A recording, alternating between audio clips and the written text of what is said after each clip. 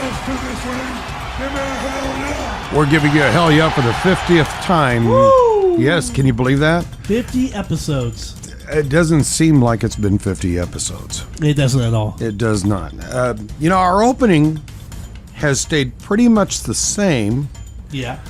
However, the first episode was slightly different. I mean, ever so slightly. If I were to play that back, I doubt seriously if even you would pick up the difference. Oh, I know the difference because I was the one that. Oh yeah, you're the one change. you were the one who made my life a living hell until I had that change. Exactly. Yeah, that's right.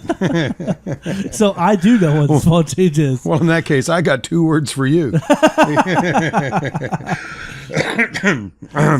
But no, I'm glad we changed.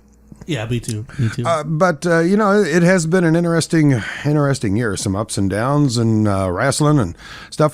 Before we get into all that, how's your week been? It's been good. Yeah? Just dealing with a little bit of allergies, but I'm doing all right. Oh, I know, but I swear to God, horrible. I think the name Oklahoma is an old Native American term that translates to land with wind. No, it translates to wind heavy with pollen. Yes. I honestly believe that with all of my heart. I agree. It is just horrible this year. The allergies are just absolutely horrible. Now, speaking of 50th episode, I was trying to debate, with you, what should we make a big show? Should we make a big show out of the 50th episode or the 1 year episode? So we decided in 2 weeks, or is that right? Well, yeah, because 2 weeks will be the 52nd week. The 52nd so the 52 weeks episode. In a year, we're kind of going to wrap up the 50th episode with our 1 year anniversary of SCI and just make that our big show. At week 52, working on some special guests to be on the show. We're going to try to actually have more than just one. I'm actually planning on having about 3 or 4 and just doing smaller segments of them. Okay. And try to relive the past year of SCI Wrestling with these individuals. That'll be interesting to see how we pull that off from an engineering standpoint. We'll see. Yeah. Okay. And if there's anybody from WWE who listens to this episode, if you want to be on our program, you're welcome. Absolutely. I mean, after all, you've been our main topic of conversation for the last year. Absolutely. So might as well. Well, just email us at sci@wbward.com. That's right. That's right. SCI@wbward.com. Absolutely. Very good. I had to stop and think because my initial reaction was, "There's no way he got that right." No, that's absolutely. Or tweet me at SCI_wrestling. You can go there too. Yeah, you can tweet us or even log on to Facebook. And what is it there? Squared Circle Insider Wrestling. Yes. That's the longest name of them all. It is. But you can reach us in any one of a variety of ways. And if you tweet us, who knows? You may get lucky and get featured here. Oh, that's a tweet of the week! Good if you're segue. lucky. Thank you very much. Very good segue. This week's tweet of the week is brought to you by Kayfabe News. I remember them. Yeah, it was his... Twitter handles Kayfabe News. That makes it easy. He goes, "What's black and white and red all over?" I don't know. Sin Cara's match with his mood lights coming on. Oh. It's kind of a lame week for tweets this week. I'll be honest. It is. That is pretty weird. By the way, do you know why they use yellow lights for Sin Cara? I have no idea. Here's my guess, and I think there is something to this because I really got to thinking about it. Yeah, I think that harkens back to the old Lucha Libre days when they wrestled underneath a tent. Oh. And with the ambient lighting you would have in a tent, that's the color it would be. Yeah, that's a good theory. It's just a guess on my part, but that's for whatever it's worth. And again, if there's anybody listening from WBE who would like to be a guest on our show in 2 weeks, please call. And maybe you could even substantiate that, or just tell me I'm full of crap. Actually, I think I probably should have won tweet of the week because I got an email from WBE Network. Oh, you did? About a special referral program for WBE Network, to where every person I refer, I get like $25 in WBE cash towards like their gift store or whatever. Ooh. So I actually stole your line during the tweet. And I go, "Got this email, so if you get the WWE Network, let me know, and I get the card, and I'll give you a 3 MB air guitar. Air guitar. I had to get a royalty on that. You should." Which leads me to some interesting scoop that I happened to poop upon this week. Okay. Seems the WWE Network is really beginning to bite WWE in the ever-loving butt. Boy. Their stock has plummeted to an all-time low, and I mean to the point of where Vince McMahon is no longer a billionaire. Right. He has lost one third of his money.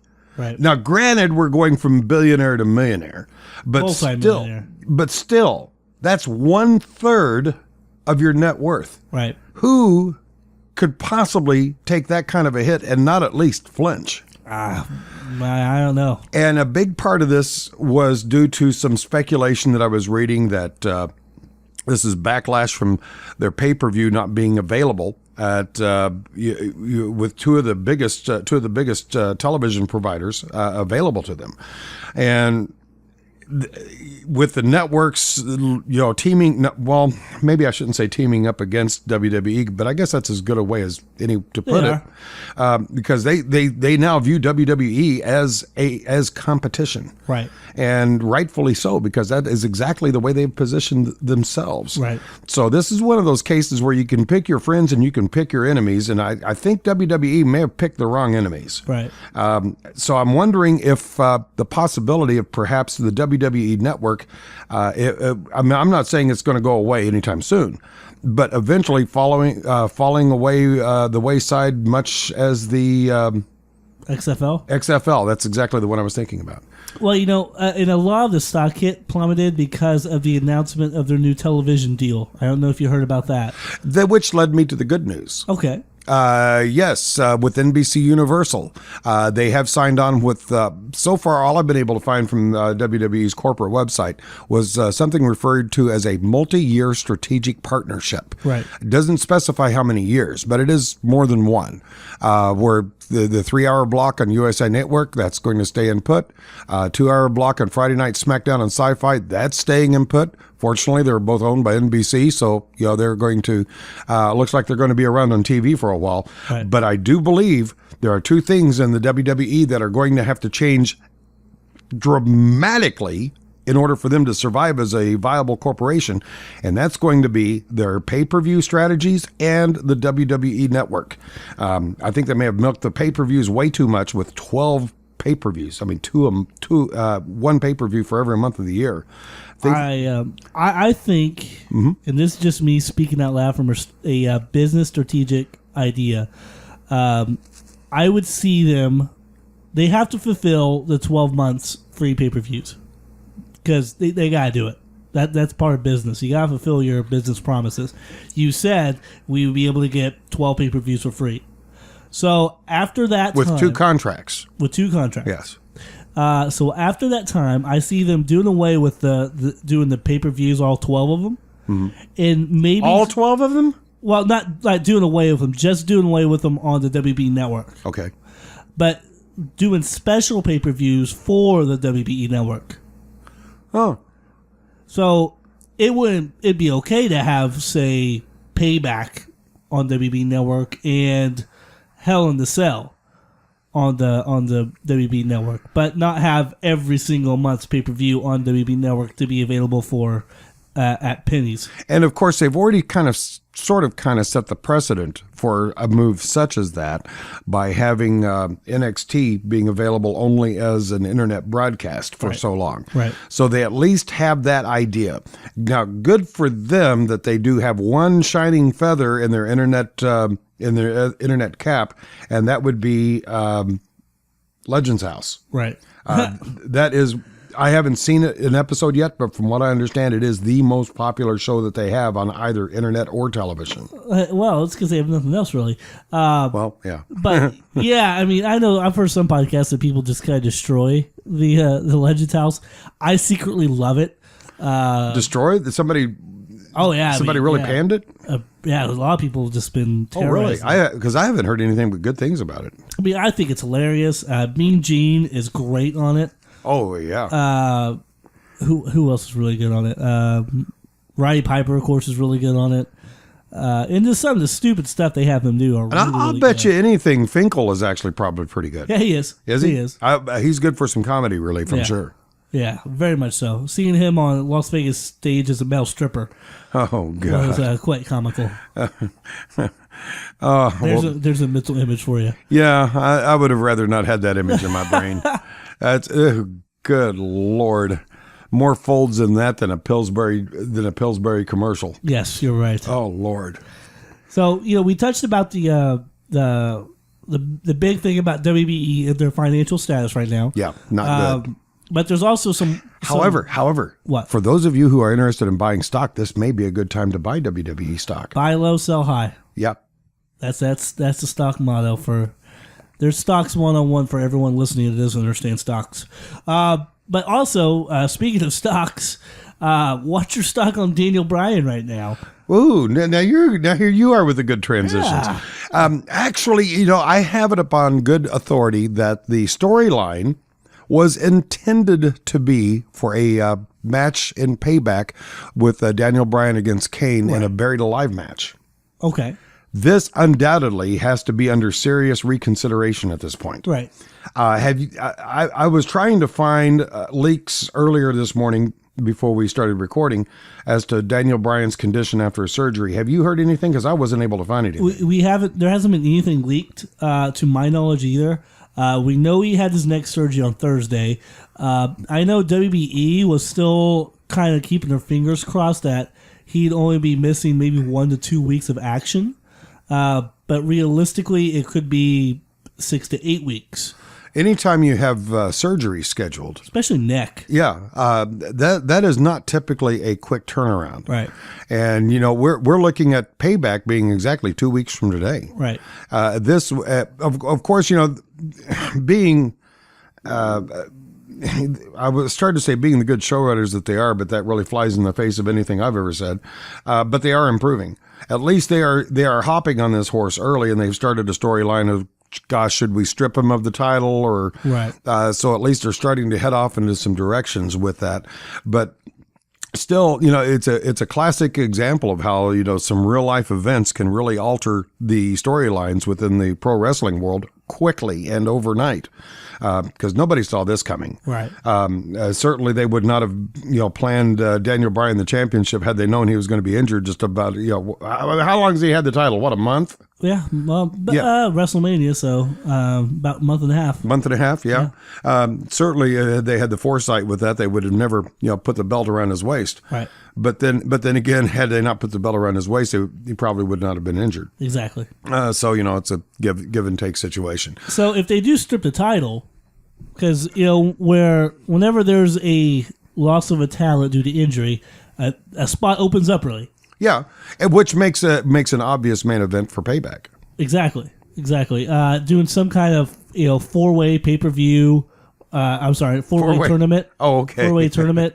Where you have a match and a match. Winner of those matches faces for the title.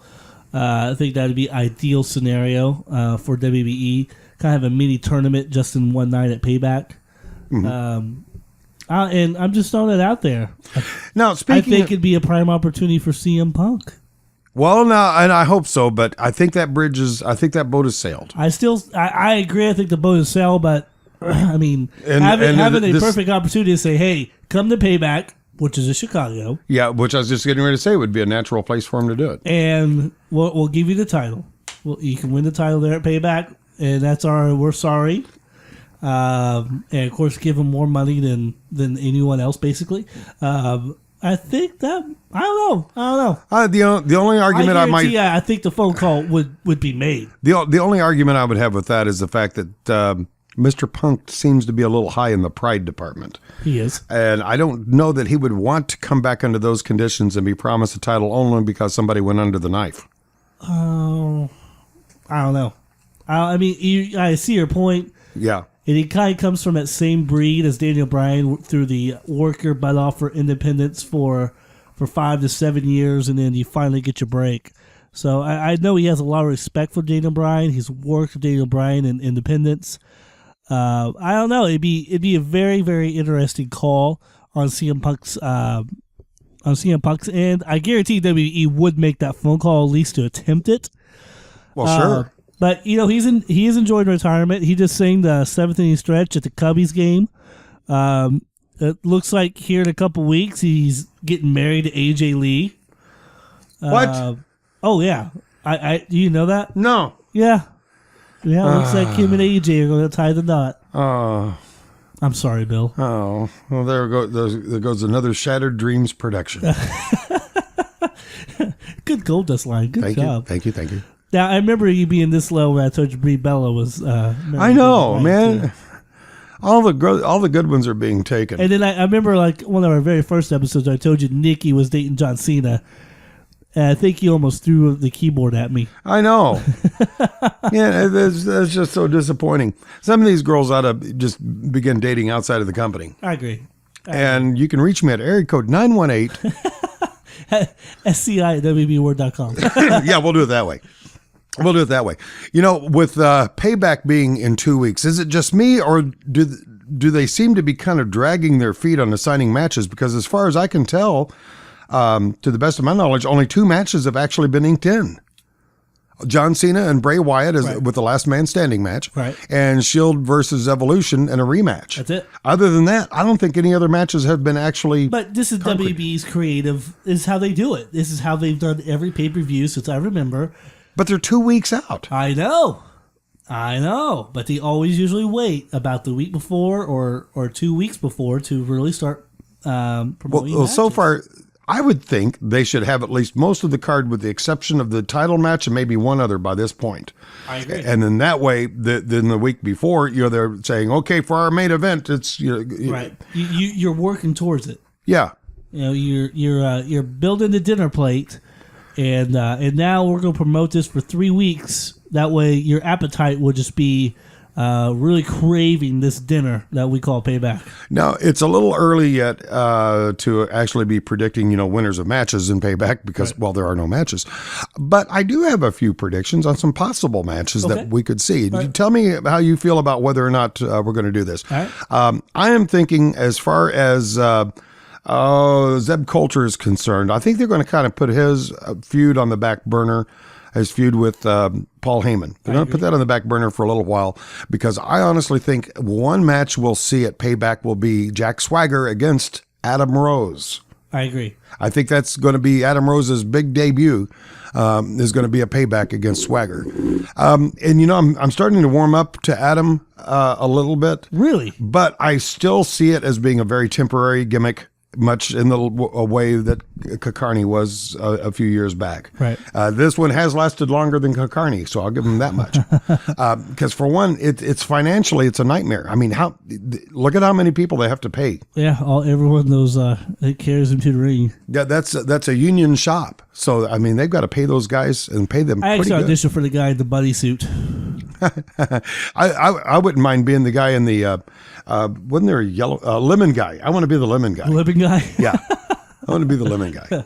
Okay, we've been seeing hints of Sheamus turning heel. Absolutely, been seeing hints of that. Yes. I'm kind of thinking we're going to see a match between Sheamus and Big Show. Ooh. Big Show, I think, is going to be. They're going to give him a bit of a push. He's been off of the radar for a little while. And I think he needs to return, because we're kind of getting a little thin in the talent pool. And that's a shame with Big Show, because he's so talented. So maybe I ought to put his big butt back to work. And I think a match between him and Sheamus to allow Sheamus the complete heel flip, I think that would be an excellent way to do that. I agree. I actually like that. This isn't going to be any fun if you agree with everything I say. Well, I mean, I think there's better ways. Okay, let me disagree with you for a little bit then. Okay. I don't think Big Show. I don't think Big Show is over enough as a face for the heel turn of Sheamus to be as very well. I could see, and this could be what they're planning, was maybe Sheamus getting involved somewhere with Daniel Bryan and turning on Daniel Bryan. That would be the way you turn Sheamus heel. Well, I wonder if there's any way they could work this where Big Show and Sheamus both enter the ring as a face, and then somewhere during the match, Sheamus does something blatantly evil, right? Then makes his big turn there. I don't know if they could actually go to the ring that way, because I think the crowd is already starting to build up against Sheamus a little bit. I agree. So, okay. I think they have for a while. I also see on the horizon another 3-way tag team. Okay. Usos, Ryback, and Cody Rhodes and Goldust. I see that, and then I can see what you've been predicting forever. This could be the icing on the cake for the flip of the Rhodes brothers as far as them breaking off. Now, you think they will both remain the face status and just be separate and starting to battle? I think one of them will be heel. I think you got push one of them heel. Just from the aspect of to build that feud correctly, you got to have the antagonist in that feud. I'm wondering when WWE Creative does this, I wonder if they gauge that on audience response and then write storylines to that. And if that's the case, I certainly hope not. I would much rather them say, okay, so-and-so is going to be heel and start writing the story from that. But I get the feeling that they do take what I call the Mickey Rooney approach, where they just kind of make it up as they go along.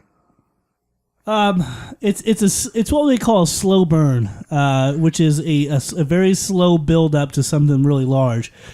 I think this fuse is going way too slow. I think this should have been something done prior to WrestleMania. Oh, yeah. But, yeah, I mean, it really does seem like they're flying by the seat of their pants with some of this stuff. Yeah. And that's a shame because they have, they have so much fantastic talent available to them. And it's just like, well, it's just like any other major corporation. I mean, how many times have you been involved with a major corporation and you hear the phrase, somebody says, gee, I can do this and this and this and this and this. Why doesn't the company ever use me for that? WWE is no different. I mean, they have people like, the show off. Dolph Ziggler. Probably one of the most talented wrestlers I've seen in quite a while. Agreed. And they've got him with this show off, even as a face. They've kept him with this show off gimmick, which I think is really holding him back when they could actually be using him a little bit more effectively. Now they did something good with him on SmackDown. It was a duck shoot for sure, but when he went up against the Animal. Batista? Yeah, Batista just wiped the floor with him. But still, I thought it was a pretty good showing for the young man, and they should use him a lot more. See, that's the problem with Dolph. I mean, I think it's creative issues. It's just I don't know what they don't see in them. Somebody doesn't see anything in Dolph Ziggler, which is why they keep burying him. But the guy that young, he's in his 30s. Yeah, and he's been doing this for a long time. He had that mini push. I guess they really didn't want to go forward with it that much, and now he's subjected to getting pops, but losing to top heels. Really, it's really not too late if they wanted to build a storyline around it. It's really not too late to build another storyline around him and Big E. No, I agree, and just essentially just pick up where they left off, with that idea. Right.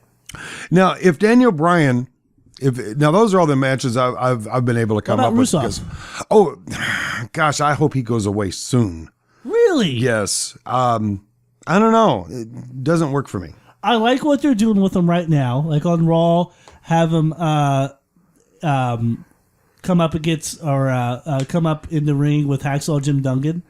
Really like how they did that angle, and so maybe they could use him to take out some legends and stuff like that to kind of build his character and really get some big heat on him. I like that idea, and I think eventually it'd probably end up with possibly Roddy Piper, who's in the Legends house. And so that way they can still promote Legends house and still have Rusev get some heat by beating up on some older legends, and then giving someone like Big E Langston, who came to his rescue, another good babyface push. Yeah, because Big E has some. I can see where he has some good show potential. I don't know about his talent. I can't speak to that because, well, it's kind of hard to see if the guys had talent or not because of the fact they just don't use him as much as what they could be using him. So I don't know if that even exists there. Forgive the little chime there. Sorry. But I don't know. Am I missing something with Big E, or does he have something that he could give other than just his brawn and his huge size? Man, he has the ability. I just always refer back to when they did that Monday Night match. I think it was the night after WrestleMania with him and Cesaro, and they just had an incredible match. So I think to me, it's all who he's in the ring with. And with Cesaro, I think Cesaro can have a good match with anyone, really. Maybe except for Great Khali.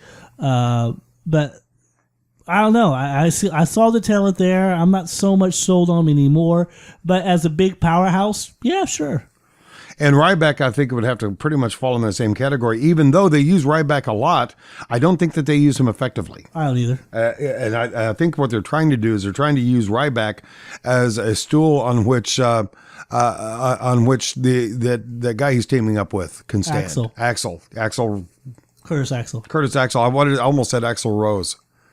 I was listening to my Guns N' Roses CD earlier. Yeah, a little November Rain. Yeah. You impressed me. Yeah, no problem. I didn't think you would know what that is. Absolutely. Okay, cool. But yeah, I think he's just somebody. I think he was just simply put in there for Axel to stand on his shoulders, and that's a shame because I know we've seen his talent. We've seen Ryback's talent. Right.